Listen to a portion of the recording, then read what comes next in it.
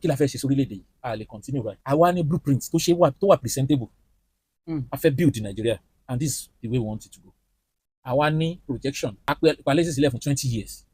25 years èèyàn ò lè fìjà bẹ̀rẹ̀ kó grow kó lọ pé gbogbo àwọn mìíràn máa sọ pé gbogbo àwọn tó ti darí wa rí ẹ kó wọn lọ sí FCC ẹ kó wọn sí prison you don't start building a nation like that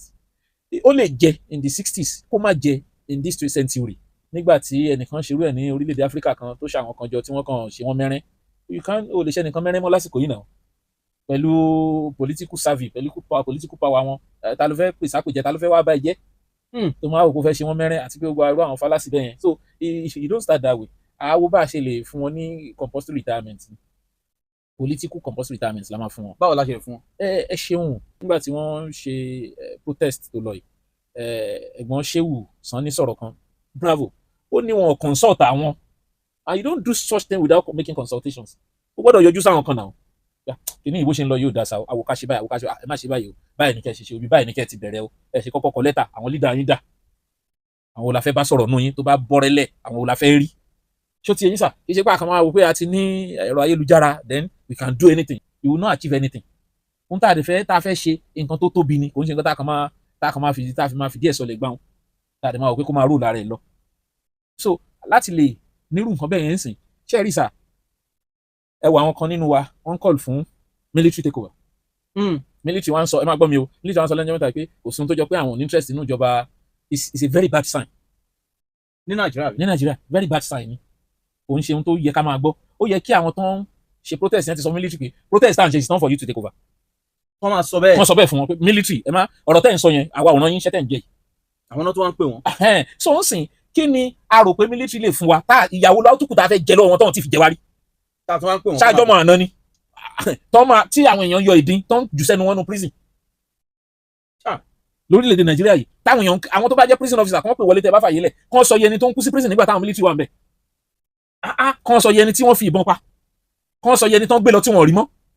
ṣáà ti gbàgbé nìyẹn ọ̀rẹ́ ti parí àtọ́ máa ń ronú pé irú àwọn èèyàn bẹ́ẹ̀ yẹn nìkan ṣé ta ló tó gbogbo ìta ìdánwò ìta ń sọ̀rọ̀ ìta ló tó sọ̀rọ̀ ẹ̀ nígbà military tẹ́ bá ní rédíò tẹ́ ti fẹ́ sọ̀rọ̀ ẹ̀ ní jẹ́ kán mọ ibi tí rédíò wà àwọn máa yí ni ọ̀tọ̀ ní frequency lónìí ọ̀tọ̀ ní tẹ́ máa lò lọ́la. ẹ bí àtòrí pàwọn èèyàn wá sunkún ògiri ló jẹ́ kán sọ bẹ́ẹ̀. gbogbo aráàlú ló fẹ́ lọ sí ẹ̀ ṣàìtàn. àwa ti mọ̀ ń sìn pé lódodo tá a bá wo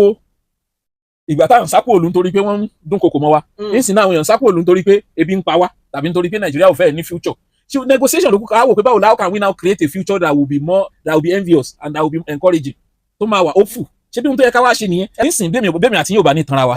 2027 ti tún kọlà ní 2023 ní 2019 mo sọ fún yín pé ká má jẹ́ kí Buhari wọlé torí kò sí ohun tó máa achieve. ẹ sọ bẹ́ẹ̀. mo sọ bẹ́ẹ̀ sà. bó ti ẹ̀jẹ̀ orí rédíò kọ̀lẹ́ ti sọ. ẹ ṣeun ṣe rí nígbà yẹn àwọn èèyàn dẹ̀ àṣìgbá bọ́nrọ́bọ́nrọ́ àjẹkó continue àti ìlèbú Tinubu ń sìn ká fún lọ́dún kan sí. ṣùgbọ́n wọn kan sọ pé ọdún kan ni ká fún ọdún kan ti lé ẹ̀tọ́ ní ká fún lọ́dún kan. mo ń bọ̀ sà ká fún lọ́dún kan sí. tó bá ti dọdún kan lónìí àwọn fúnra wọn máa bẹ̀rẹ̀ politics. àwọn Tinubu àwọn olóṣèlú máa bẹ̀rẹ̀ politics tó ń jẹ́ typical olóṣèlú. fún 2027. yes olóṣèlú máa bẹ̀rẹ̀ lẹ́yìn ọdún kan sí wọ́n bẹ̀rẹ̀ politics wọn pẹ̀rẹ̀ ni. àkàwá fún lọ́dún kan sí. ọdún kan yẹn lè máa fún kẹ́yìn náà máa finú kọ̀wé inú tí gẹ́gẹ́ bí ọmọ orílẹ̀-èdè. kí la fẹ́ kọ bẹ́ẹ̀. ẹ má ti yẹ ká ti bẹ̀rẹ̀ sí sọ ṣùgbọ́n ohun tí mo mọ̀ ni pé ọdún kan yẹn ká lay down nínú ohun tí mo pè ní blueprint yẹn tó bá achieve eléyìí within this year then tá a bá support ẹ ànígò against ẹ. ẹ fún mi lápẹẹrẹ nǹkan tí ó yẹ kó achieve ká wò ó fọ́dún kan ẹ̀yin ará ilé ẹ máa gbọ́.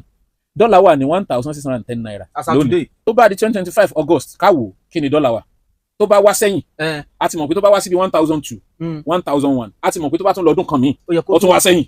ṣùgbọ́n tó bá lọ síwájú kájá kan torí kò sí ohun tó lè ṣe mọ́. tó bá lọ sí bíi close to 2,000 kájá kan ká mọ̀ kó tó máa lo òkè sí ni. tá bá já kan yẹn kí lẹ́nu tí a láti sọ. mọ̀ ń bọ̀ sá ó ní iye tépo wà tá a bá rí i pé òkè bóyá refinery kan ti bẹ̀rẹ̀ iṣẹ́ orílẹ̀-èdè ti ní refinery kejì irú Ogun State lépo wọ́n ti bẹ̀rẹ̀ sí fẹ́ máa wá epo ní Ogun State kì í ṣe pé mo fi ń ti Ogun State síjọba lọ́rùn o torí pé a ní ìdẹ Nàìjíríà ní láti hop epo àwọn èèyàn ti ń bẹ̀rẹ̀ fún epo rọ̀bì tá a rí tà fún wọn so a ní láti hop epo wa ká fa púpọ̀ sí ká lè rówó sí so Ògùn ní Oǹdó ní tí wọ́n ti fọwọ́ kàn ọ̀pọ̀lọpọ̀ mineral resources wa tí wọ́n bá bẹ̀rẹ̀ sí tààpẹ̀ tá a bẹ̀rẹ̀ sí advance technologically díẹ̀ tá a bẹ̀rẹ̀ sí lọ síwájú economy wa bẹ̀rẹ̀ sí lálàáfíà díẹ̀ tá a gbé pẹ́ẹ́lí kì í ṣe lórí ìwé ṣó ti yé yín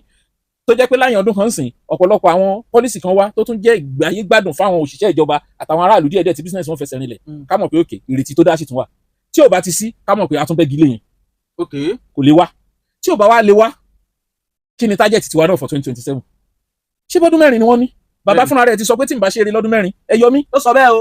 ó sọ bẹ́ẹ̀ o. so kí ló wá kùtà kí ló wá jẹ́ táwa wá fẹ́ dá ogun táwa ronú pé ká dá ogun ọdún lẹ̀. ṣùgbọ́n tó máa padà wá sọ fún wa pé ẹ máa àwọn olóṣèlú pé díẹ̀ ò tó àti pé kìnìyàn processing ni. ẹ ṣeun sà ṣe rí bẹ̀rẹ̀ pẹpẹ yẹn tábàwò mo ti sọ fún wa àbí wọn ní sọ bẹ́ẹ̀. ṣe rí a kì í engage àwọn leaders wa maturely débi tí ẹ̀rù máa bẹ̀rẹ̀ sí bá wọn fún engagement wa. how do we engage them. ẹ ṣeun ọ̀rọ̀ ni mo ti sọ yìí ń sìn pé sáà àríye tí dọ́là wà ń sìn àríye tí eléyìí wà àwa ò ní wù ojú kòkòrò a ní ṣojú kòkòrò náà a dẹ̀ ní sọ fún wọn pé because àti ẹ̀ ní interest nínú pé káwà di president káwọn kó ń bẹ̀ àwa ò ní interest náà ń ta ní interest ní báwo ni Nàìjíríà ṣe fẹ́ grow àbí ṣé ń ta ní interest náà kọ́ ni ṣe bí Nàìjíríà la fẹ́ kó grow ok sir lórí security ẹ ṣe báyìí lórí iná ẹ ṣe báyìí sir lórí omi ẹ ṣe báyìí lórí eléyìí ẹ ṣe báyìí tá a bá fún wọn láìdíà mẹ́wàá ṣó ti yẹ yín sir lórí ọ̀nà ẹ ṣe léyìí tá a fún wọn láìdíà mẹ́wàá tí wọ́n bá mú kan lò ń bẹ̀ wọ́n gbé torí pé tí wọ́n bá fi lò tó bá fi jẹ àwọn èèyàn bẹ̀rẹ̀ sí wò wá fáìdí àmì. pé àwọn eléyìí ló fún wọn láìdí àrè. àwọn tó fún wọn láìdí àrè. tí wọ́n bá mú kankan lò ń bẹ̀ wọ́n gbé torí gbogbo ayé máa bẹ̀rẹ̀ sí sọ fún wọn pé àwọn àìdí àti wọ́n fún yín ẹ̀ṣẹ́ ẹ̀ ló kankan bẹ̀ náà. ta ló wá yẹ kó jẹ́ lídà wa tẹ́ ń sọ yẹn. ibi tá a ti ṣùgbọ́n náà ni láwọn ọmọ yìí náà láwọn ò tún ní lídà. ẹ lè jẹ lídà. èmi pé agbára mi ò gbé ìdí rèé ẹni tó máa jẹ́ lídà sà ó gbọ́dọ̀ dijúmọ́ rí kó gbà pé lákọ̀ọ́kọ́ kò sọgbọ́n tá a fẹ́ dá ẹ̀mí lè bọ́ sí káwọn ará lè má bínú. tó tọrọ ni. káwọn ará lè má bínú nítorí pé ó ṣeé ṣe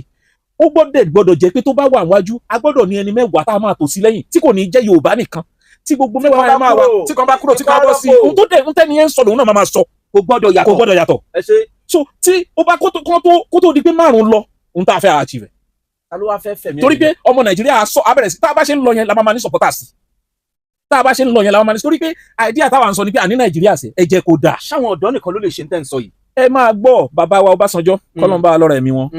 Babangida àti gbogbo wọn ti ń sọ fún wa pé kódà Buhari sọ́ngbà tó wà lórí ipò pé ẹ jẹ́ káwọn ọ̀dọ́ gbàjọba ó sọ́ngbà tó mọ̀ pé Tinubu ń bọ̀ pé òun bá dẹ̀ fẹ́ kó jẹ́ pọ̀dọ̀ ni ẹni tó lọ́dọ̀ tó lágbára ló máa rúlu Nàìjíríà. àwọn ọ̀dọ́ wa yọjú. àbáyọjú bàbá tìrì.